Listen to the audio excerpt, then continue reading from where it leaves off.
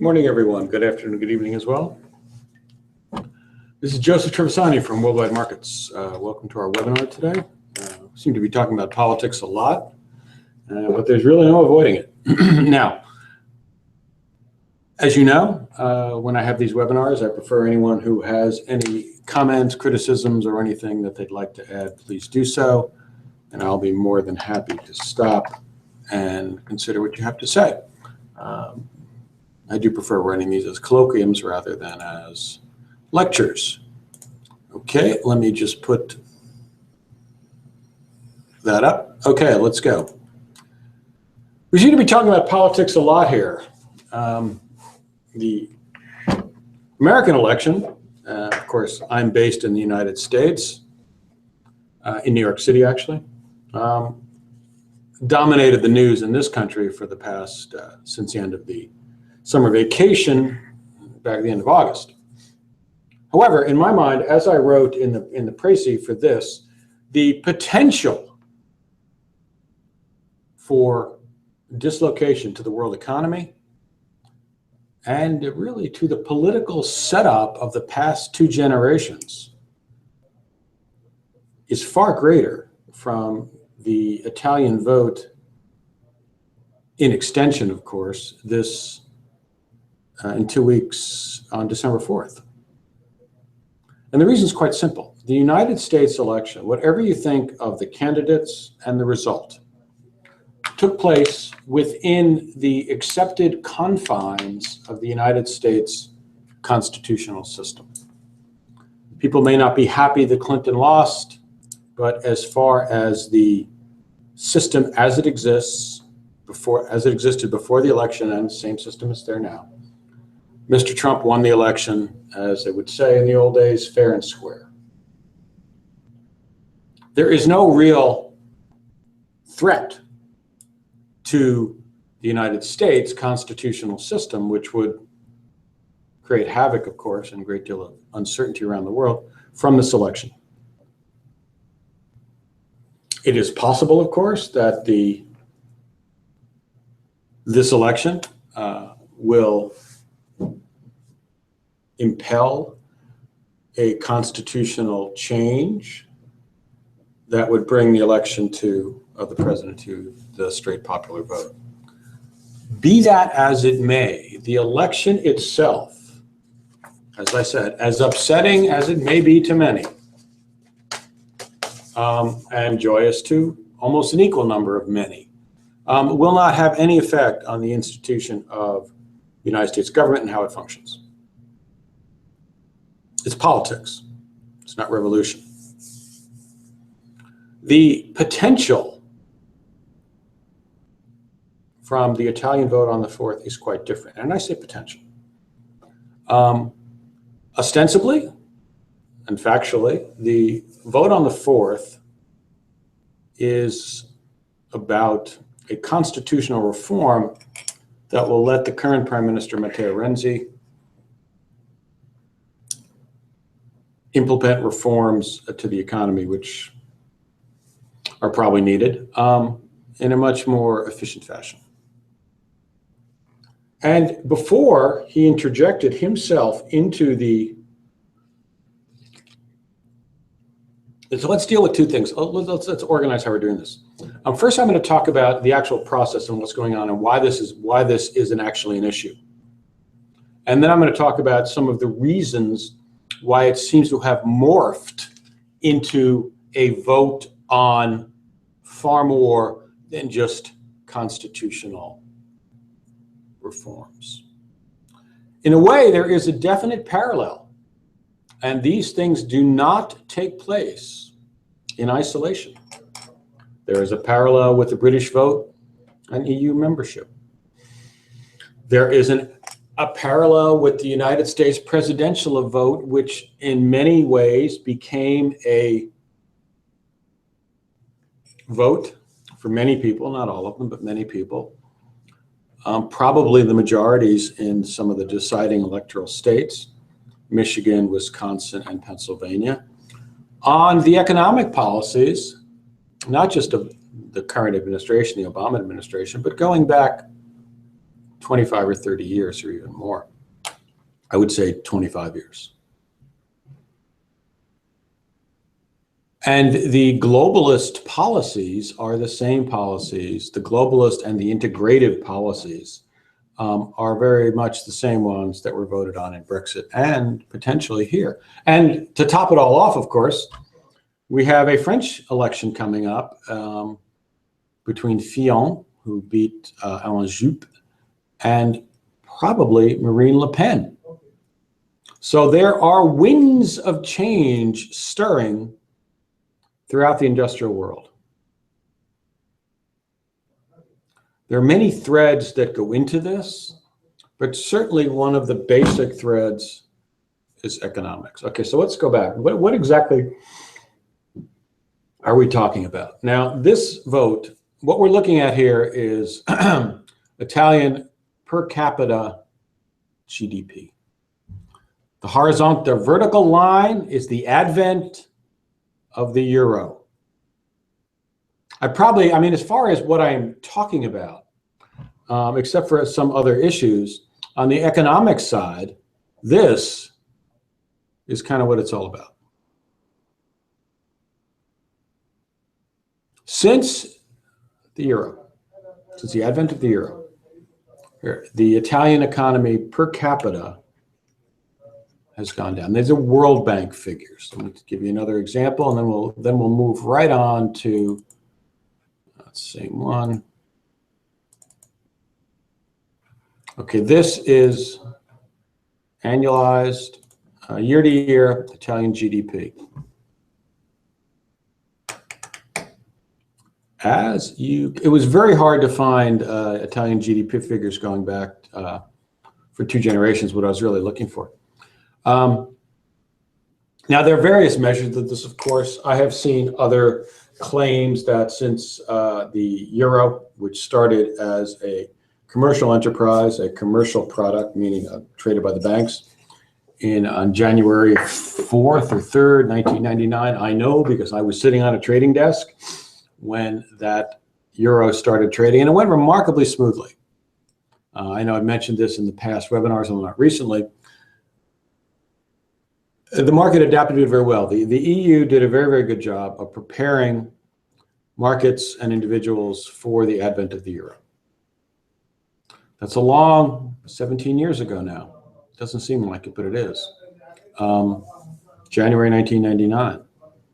The trading basically went off without a hitch. But since then, the Italian GDP per year, that's the average you're looking at. I've seen other averages that say it's 0. Depends on various items as far as the calculation goes. But this is year-to-year GDP. Astonishingly poor. Okay. Let's go back to GDP. Actually, I'll put up another. This is Italian unemployment. This is Italian unemployment. Okay, so the process, this is just background for the moment. The process is this, and this is why it's a risk. There has been a movement in Italy called the 5-star movement. I don't know what it is in Italian.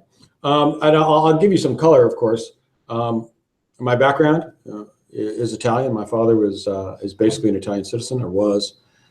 He was born just after his parents got here, maybe 2 months. He grew up in Little Italy. He grew up speaking Italian. I have family in Italy, which I travel to, and they come here. So I'm quite well versed. And my Italian used to be fairly fluent. It is no longer. But I'm pretty versed both with the North and the South for many years. I've spent many vacations in Italy. We're going again this summer. I have seen some of the changes that the EU has wrought, good and bad, throughout the country. So I speak with some knowledge of the Italian predicament, if you will, and the Italian culture and environment. The process would be this. Mr. Renzi initially had said that if this referendum fails, the constitutional referendum, that he wants to improve his ability to streamline reforms. If I remember, it restricts the power of the Italian Senate, the upper house. If it does not pass, he will resign. Well, if the prime minister resigns, then at some point, the Italian president needs to call a new election. It does not have to be, there has to be an election, I believe, by 2018. Mr. Renzi has since backtracked on that, although I've read various commentary, I'm not really sure which way it's going to play out, that if it fails, he probably will resign. Now, the problem was, initially, the referendum to reform some of the Italian legislature polled quite effectively as a yes vote. People were willing to do that. When Mr. Renzi interjected himself into the middle of it, it became something else. It seems to have become a now vote on the system as a whole. Lurking behind this, not really lurking, but behind this is, as I said, a movement called the 5-Star Movement, founded by a comedian called Beppe Grillo. I know very little about, except he has a wonderful head of iron gray hair. It looks very cool. And waves around his face, like a 1970s haircut. Very cool. If you see my pictures, you can understand some of my envy there. This movement has a number of antecedents, both left and right. But for our purposes, two of its chief tenets are that the euro has been negative, a negative asset for the Italian economy, and that membership in the EU would go up for a referendum. The EU can withstand a departure of Britain. The EU cannot, and nor can the euro withstand the departure of Italy. The EU itself began as a free trade pact. My guess is if Italy voted to leave the euro, it would once again devolve back to a free trade pact. So the process, now this idea of the 5-Star Movement is behind this.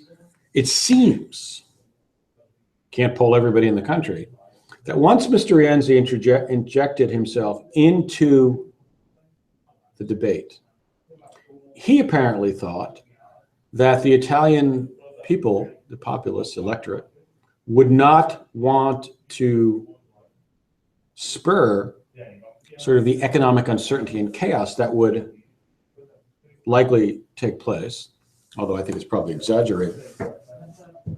Modern states and modern cultures are huge behemoths that move very slowly.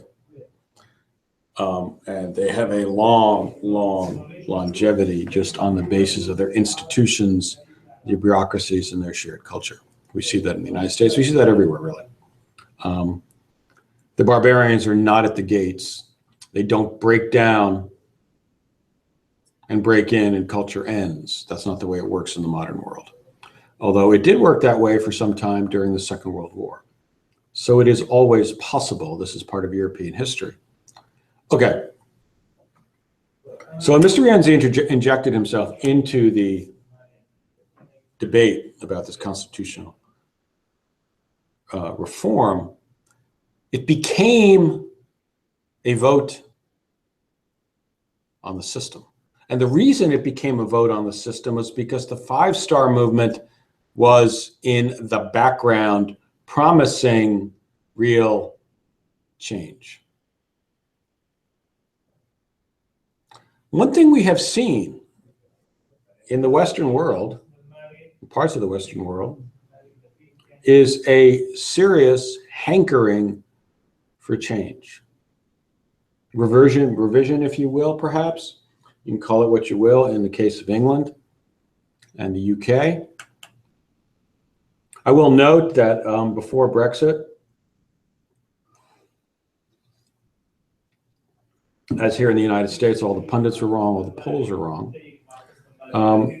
There was a lot of talk about how Scotland would up and leave.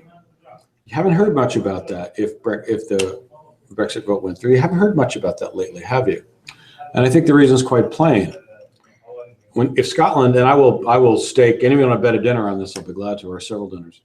If Scotland has to choose between chaos on the continent or its long association with Britain, as long, even if in many ways it desires independence, it will choose Britain, rather than severing itself politically and economically from Britain and associating with the continent.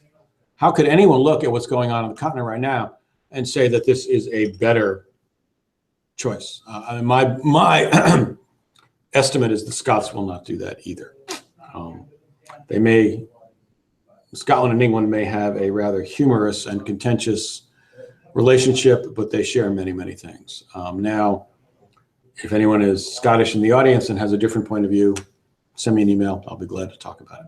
Anyway, so the vote, once Mr. Rienzi injected himself, it became more than a vote on a constitutional reformation of the Italian government, but it became, and seems to be viewed that way now, as a vote on the economic settlement of the past 15 years, primarily the euro, but I think the EU is behind that as well. So we have the five-star movement. They are an interesting force. They themselves insist on calling themselves a movement and not a political party. I'm not here to analyze their policies or the tenor of their movement and what they say. But the two primary factors are that they're anti-EMU. They're against the euro. They want the Italian people, the Italian nation, to go back to using the lira. And as I said, they would put the membership in the EU up for a vote, referendum. At the moment, that referendum might very well pass.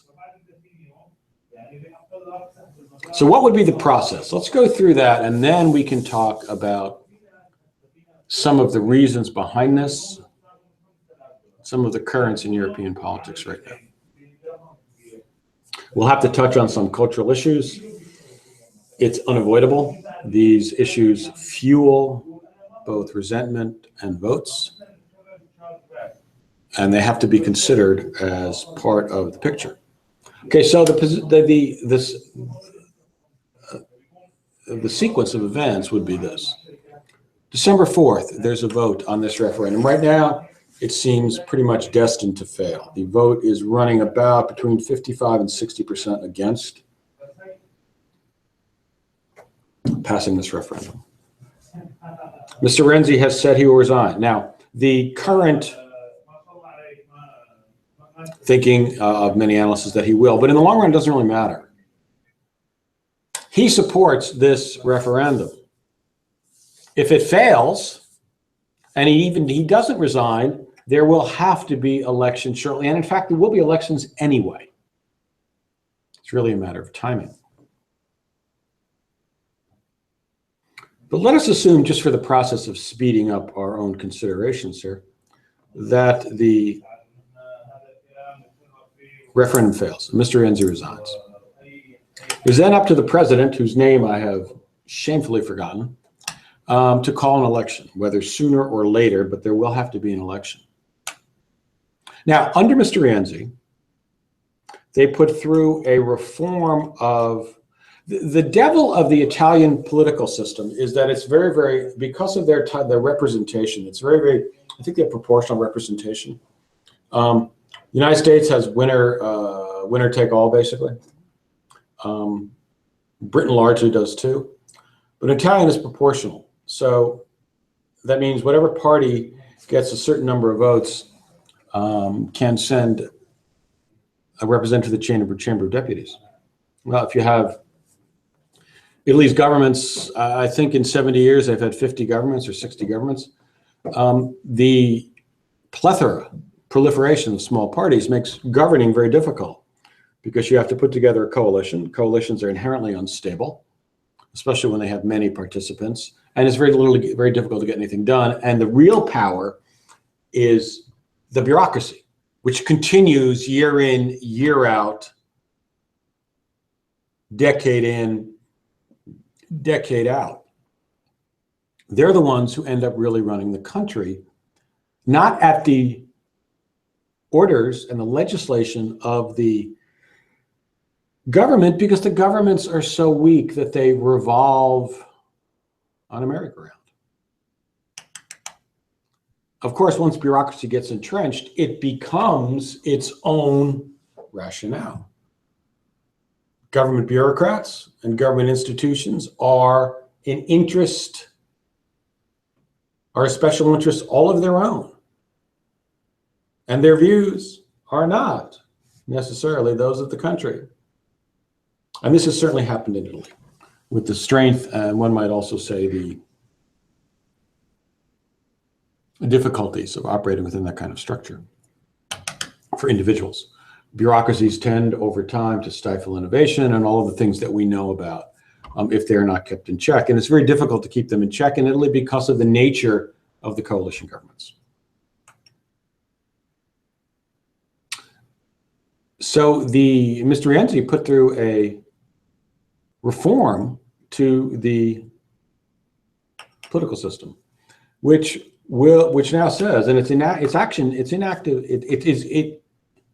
is in effect now, that if any party gets 40% or more of the vote, they will be awarded 340 extra seats in the Chamber of Deputies to enable them to form a government. Well, that will mean that 40% of the vote gets you a majority government. Here in the United States, if you, as we've just seen in the last election, if you get 3 more votes than your opponent, you get all the power. That's it. And that goes through the electoral college, which is what we use to balance out the population centers and the geographic areas of the country. Just so everybody knows who's listening, that system comes from the Constitution, and it was to balance out the differences in population with the states. In the American constitutional system, the federal government is a creation of the states. The Constitution reserves all powers to the states and the people, not to the federal government. The federal government only gets enumerated powers, and that's how the system evolved. So this new system, I think it's called the Italiacum reforms. I'm not sure exactly where that comes from. Now that we're looking at an election where the 5-star movement could quite possibly get 40% of the votes, it'll be the process. The referendum fails on December 4th. Renzi resigns. The president calls an election sometime in 2017. The 5-star movement wins 40% of the vote. The 5-star movement has never governed. They're essentially not politicians in there, although I'm sure there are many politicians in there now. Mr. Grillo, as far as I know, has never held political office. Some of its methods of communicating and organizing sound remarkably similar to the way that Donald Trump communicated with the electorate during our past election. There are people out there who are very attuned, as we know, to the possibilities of the internet and all of the communication and information services and systems that are there. And if we look at this, we can see that it's very effective, and those are not going away. So then we have the referendum, Mr. Rienzi resigns, an election is called. This is where it gets nervous.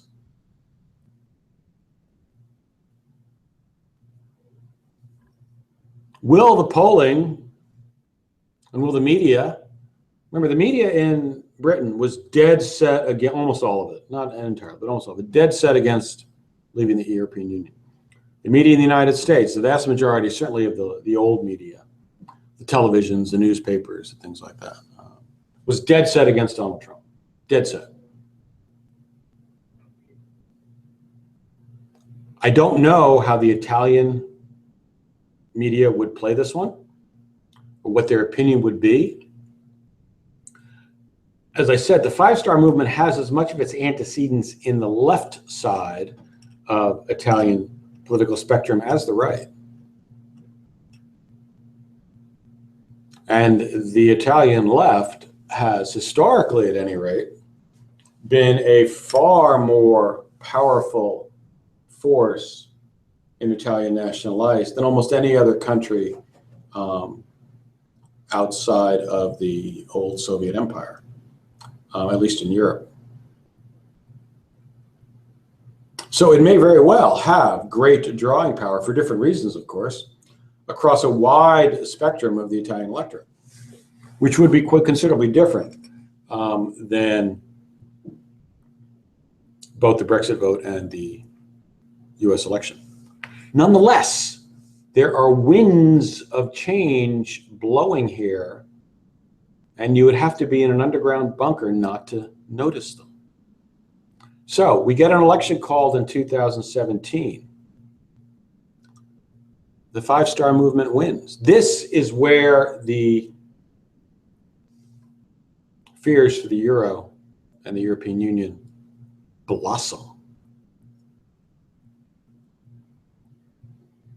As with Mr. Trump, once he's in office, he has said he'll ditch the Trans-Pacific Partnership. He has said he will redo NAFTA. As far as the international economy goes, he has spoken about tariffs and other things, unfair trade practices, all of the things that went into his victory could very well become reality. To what degree, we don't know. But for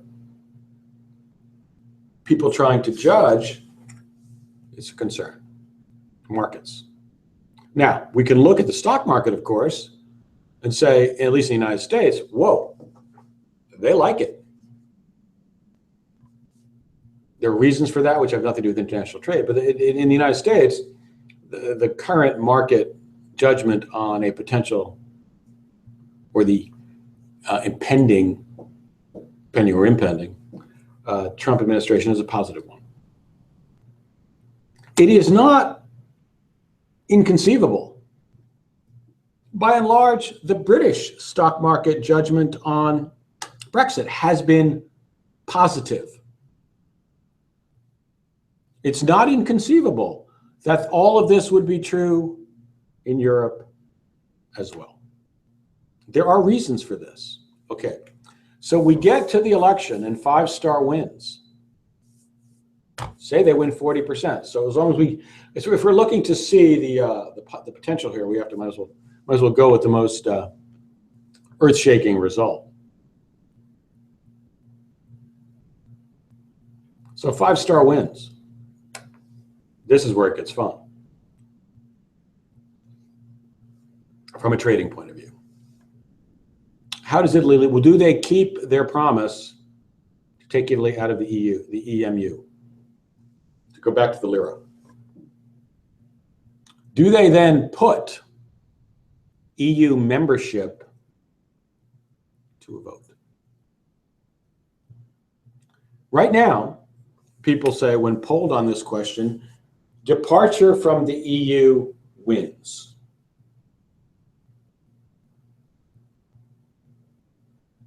Now, will that hold up? Don't know. But that's certainly, that is very much what the polling says now.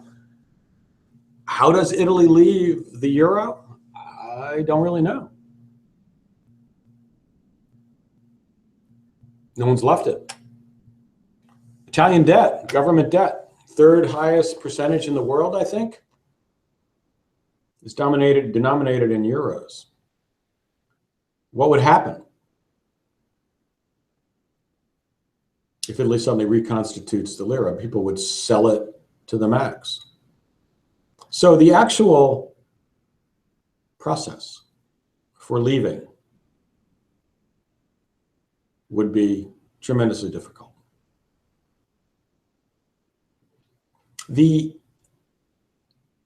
think one thing we could probably say that it would be probably the euro would take a, you know what happened with all the old currency traders would suddenly have a new lease on, employment in the currency and the bank currency desks has gone down, probably 75% in the past 15 years since the advent of the euro.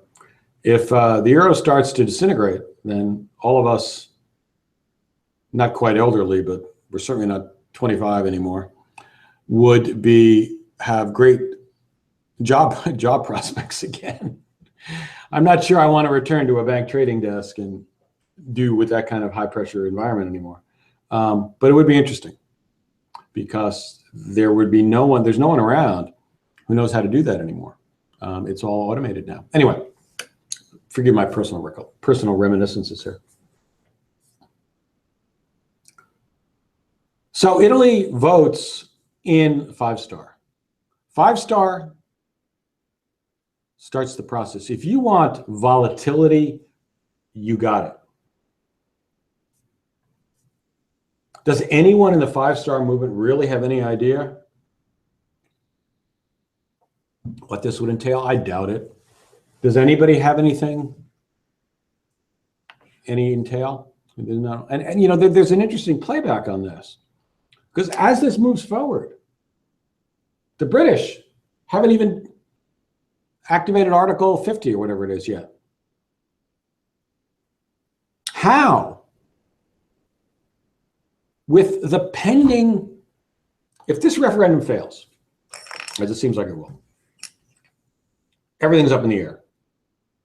Because the referendum has become a vote on both because the alternative is to leave the EMU and potentially leave the EU, the vote has become in some ways an enabling of that vote.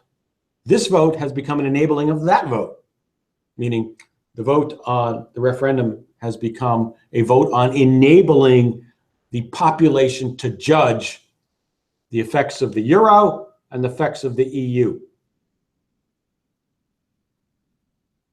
And if anybody wants to start getting worried about their jobs in Brussels, this is when they should start getting worried about it.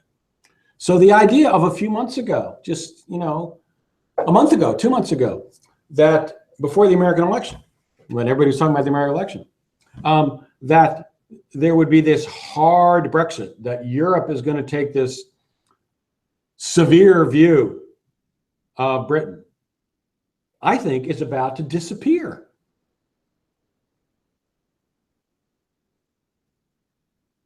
How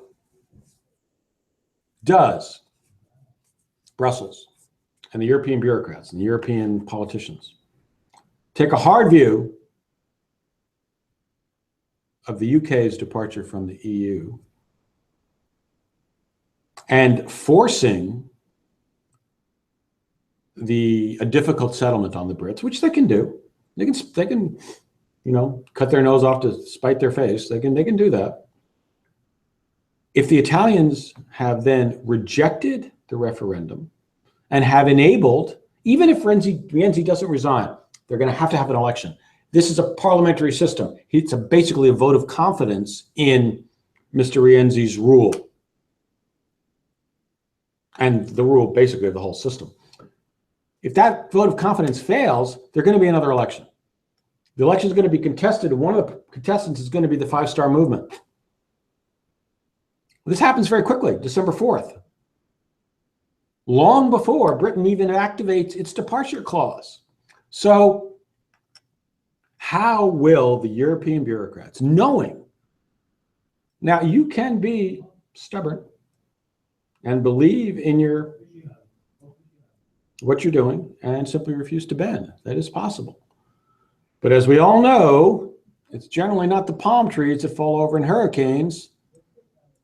It's the oaks, because they don't bend with the wind. And there is clearly a wind blowing, and it is blowing anti-globalism. It is blowing pro-nationalism. And I'll talk about that in a second, just briefly. So this Italian vote, Britain was always viewed sort of as an oddity within the EU. They're not continental. You know, they call it the English Channel. The French call it La Marche. It's that famous headline, you know, fog over the channel, continent disappears, something like that. The British have always been an odd and Britain's political history for 1,000 years has been at an arm's length from the continent. And basically 3 times in 100 years, I think it's 100 years, 150 years, 30 years. Britain has intervened on the continent in wars only when the continent and the western coast of France was unified under a single government, Napoleon, and then threatened under Kaiser Wilhelm's Germany, and then, of course, the Second World War. So Britain's relationship with the continent has been at arm's length. So the idea of Britain leaving the EU is not something that is so unusual in the context of European history. And for many people on the continent, probably opinion is probably, well, go, you know, fine, it's not an issue, or at least not a big issue. Italy is a very different story. Italy goes to the heart of the EMU and the heart of the EU. The EU cannot survive, nor can the euro, for its original goal if Italy decides to leave. So the amount of turmoil that is pending on this vote is enormous. It will be good for volatility in trading, but how it will play out is very undetermined. And that's why I think that this vote is far more persuasive of the idea that the structures from many of the structures that evolved in the aftermath of World War II and the horrible first 50 years of the 20th century are no longer serving their purpose. Now, how can I say this? Well, let's take a look. If you are, okay, so we know how this is going to play out as far as the politics of it, the actual process of it goes. This is youth unemployment, 15 to 24 in Europe, and Italy, excuse me. So let's think about this. Why would the Italians be so, apparently anyway, have such a difficult relationship with the EU and with the EMU? You know, it would be my contention that the EMU has sort of catalyzed the idea. Let's take a step back. What's the purpose of the EU? The purpose of the EU is to avoid 2 world wars. That's the purpose of the EU. You can say that integration, economic integration, is a good thing, and as far as the free trade zone in Europe, the customs agreement, I would agree with that. But the primary purpose of the EU was political. I've said this a number of times. It's true. It was to bind the continent together so that it would never fight a war like the Second World War or the First World War. You forget that the First World War was, although it was less costly in terms of both monetary and life, it probably was a greater shock. The world had not seen that kind of mechanized slaughter before. The confidence of the 19th century, where you moved from an agrarian economy run by elites, by aristocrats, to a remarkably democratic system compared to what went before in the history of the world. And the economic progress was absolutely astonishing. Whatever we've seen in the 20th century, as far as the dislocation and the change, is nothing like what you saw in the 19th century. The 19th century, you basically moved from a world of farmers to a world of middle-class city dwellers. Nothing like that ever been seen before in history.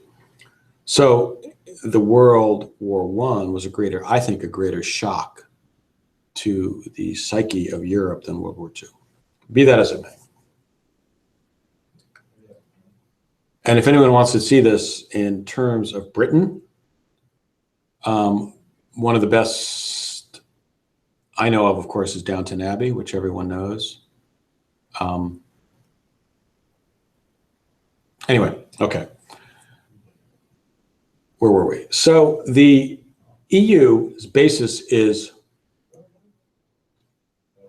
political integration. You could make an argument that Monet and some of the other founders of it were really looking to the United States as a federal example, not an imperial, but a federal example, where the states become building blocks of a greater whole. I think what they failed to realize is that two things. One is that the culture of the United States, as disparate as its ingredients are, it has an overarching faith in law and the country and the government and the reason people come here. That's really not true in Europe. There's really very little binding Europeans except negativities, meaning they might be afraid of another war, as they well should be, although that seems quite distant now. So the idea of building a federal union out of the nations in Europe is far more difficult, shall we say, than it was in the United States. We had a clean slate to start with. They did not. The idea of a nation across the continent in the United States expanding with its, we don't use the term anymore, manifest destiny, was always integrated, was always integral to the idea of the United States. So in many ways, the Constitution foresaw that.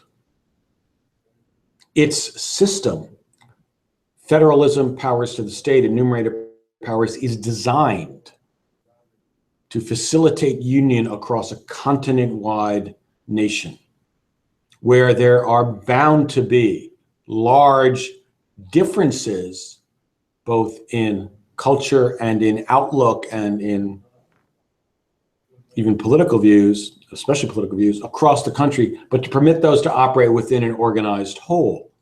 That was the purpose. The Constitution foresaw the expansion of the United States to the West Coast.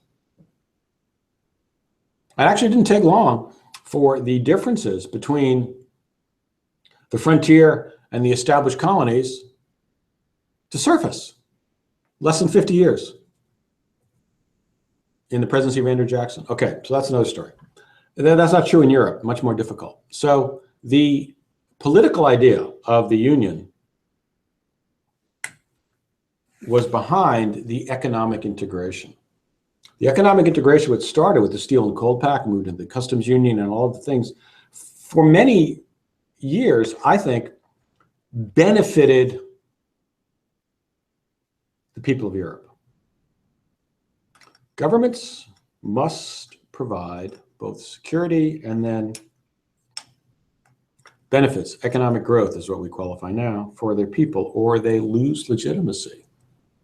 First, the politicians lose legitimacy.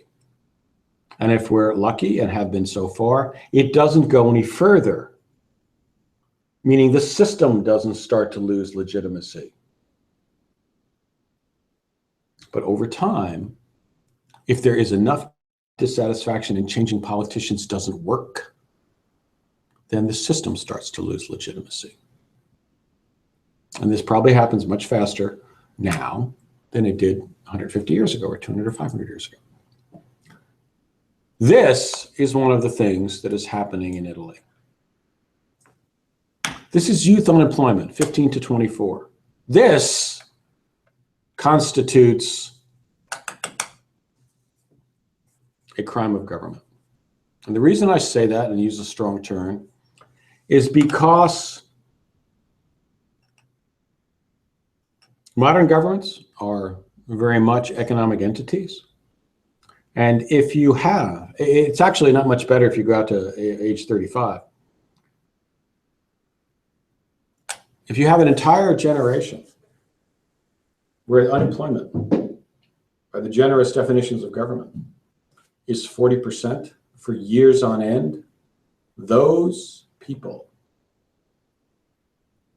do not become full participants in the economic life of the country. Now, yes, there are a certain group of people. I live in New York City, so believe me, I know. You go around the street every day, and lots of people don't seem to have any full-time jobs. That's true, and that's fine. But as they are, whatever they are, artists or dancers or whatever they are, their employment pattern is different. That's fine. But the vast majority of people don't do that. And if your percentage of youth unemployment is 40%, you are devastating an entire generation of people. So that's one reason.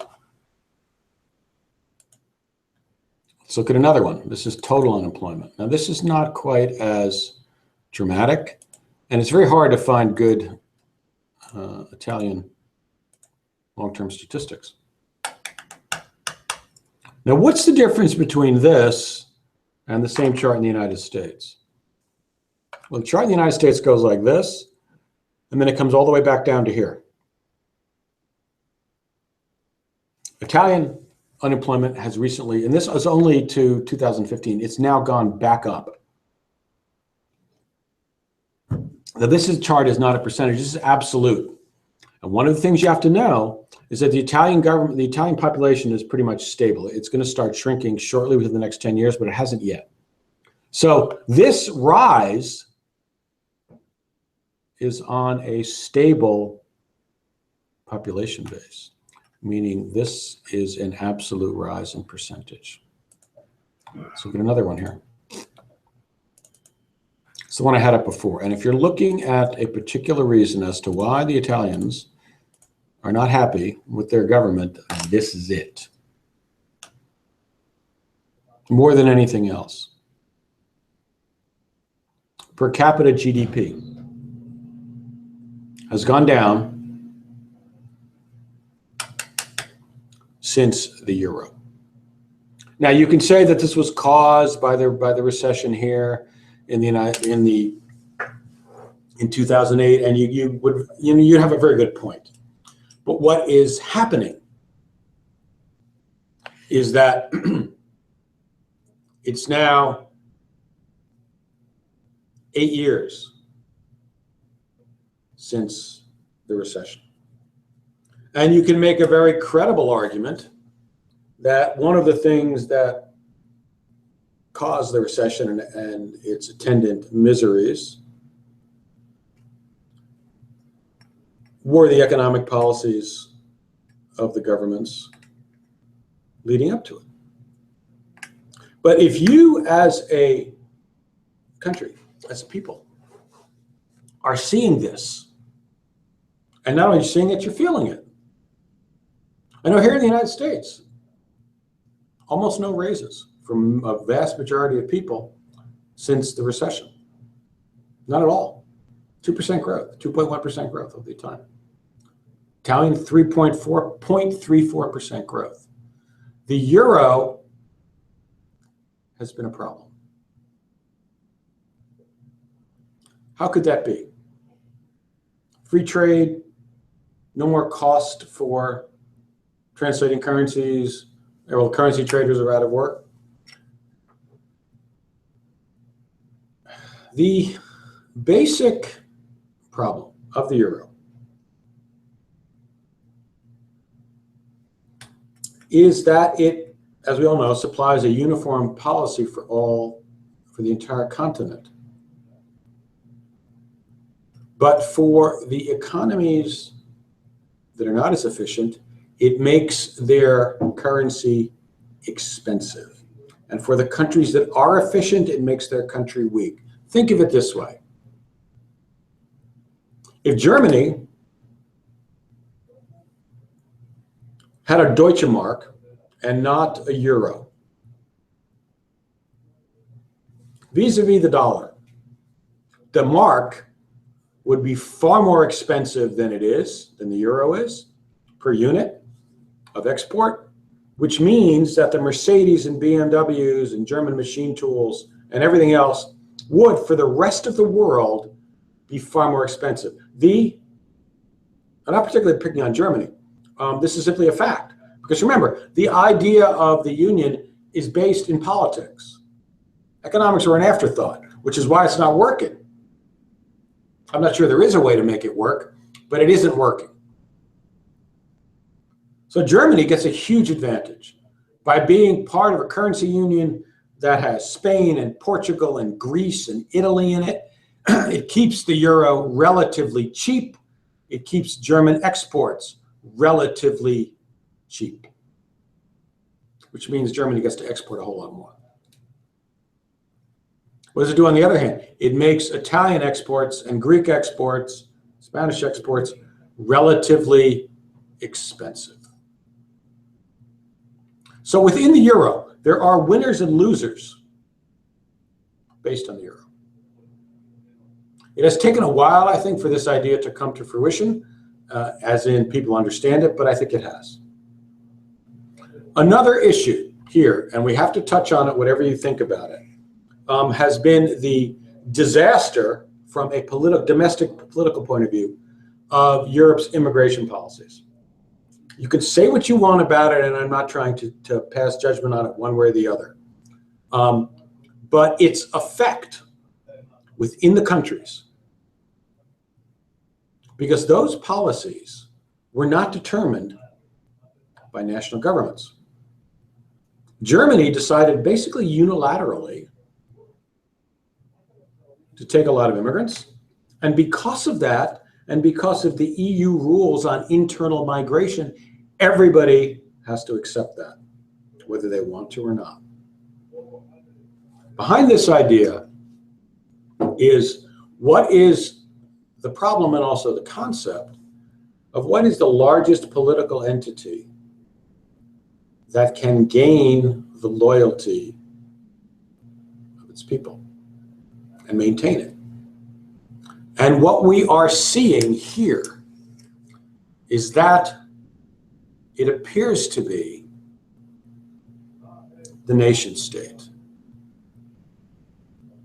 That nation, that unity of political organization that the Marxists fully expected would disappear under the workers' state. That the EU and its designers thought could be subsumed in a federal bureaucracy that no one voted for and no one had any particular allegiance to. The EU idea is coming against two large rocks. One is cultural identity. It apparently does not disappear in a generation or two. And two, that from an economic point of view, where the economic structure reflects the abilities, the likes, the dislikes, the culture of groups of people, there's nothing larger than the nation state, and that these cultural differences seem to be real. They don't seem to be real, they are real. And it's very difficult, certainly at the speed with which the European state has tried to the Europeans have tried to construct this superstructure that everyone is going to move to and agree with. It makes it impossible to gain the loyalty of its people. And this is the basic problem for the euro and for the EU.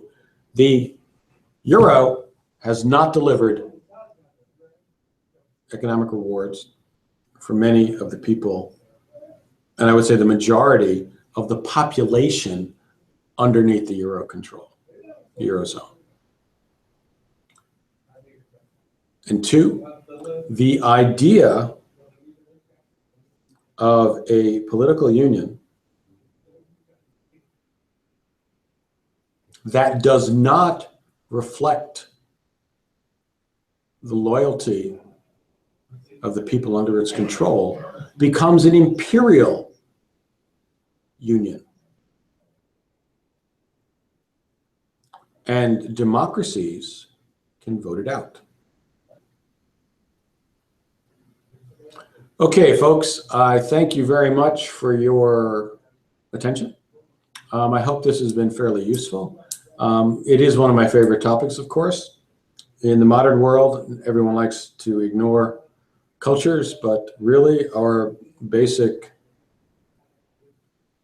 association with the human race is really expressed through our own individual cultures. I will put my email address in the chat if anyone has any comments or criticisms or suggestions for another topic. I know I have some suggestions from topics from previous webinars, which I will get to, but some of the projects are much longer than I think the person people suggested may have thought. Thank you all for attending. I hope you have a great day. Everybody take care.